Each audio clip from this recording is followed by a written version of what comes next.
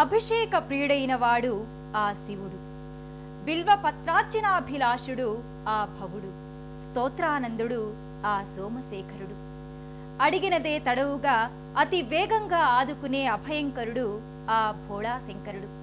అందుకే ఈ క్షేత్రానికి వచ్చిన తీర్థయాత్రికుల చేత అభిషేకాది అర్చనలు చేయించుకునేందుకు ఒకటి కాదు రెండు కాదు సహస్రాధిక్య శివలింగాలుగా ఆ ఈశ్వరుడు దక్షవాటికలో ప్రతిష్ఠితమై ఉన్నాడు.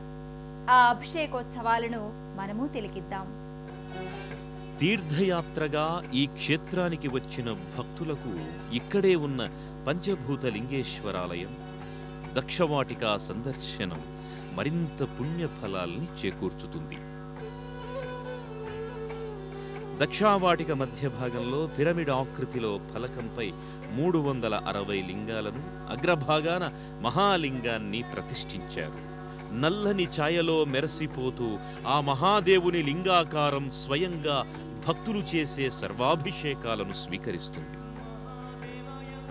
రోజుకొక లింగార్చన చొప్పున ఏడాది అంతా జరిగే అర్చన మహాలింగార్చనగా అవుతుందని ఇక్కడి వారు భావిస్తారు.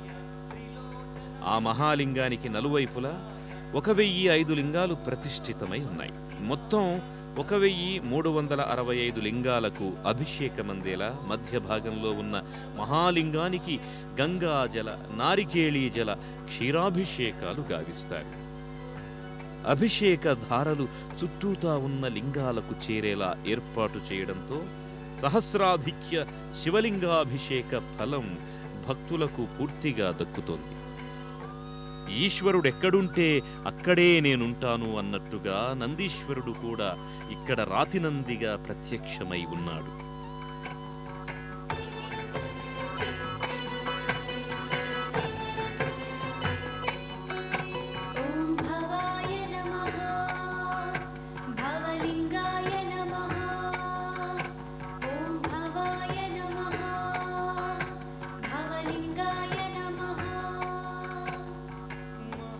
అభిషేకానంతరం చందన కుంకుమ లేపనాదులను అలది రుద్రునికి రుద్రాక్షలు, ఫణీంద్రునికి పంచనాగ పడగల నాగాభరణాన్ని, నానావిధ పుష్పాలంకృతుణ్ణి చేసినంతనే కైలాసం నుంచి దిగివచ్చిన శివావతారం సాక్షాత్కారం జరిగినంత సుశోభితుడవుతాడు.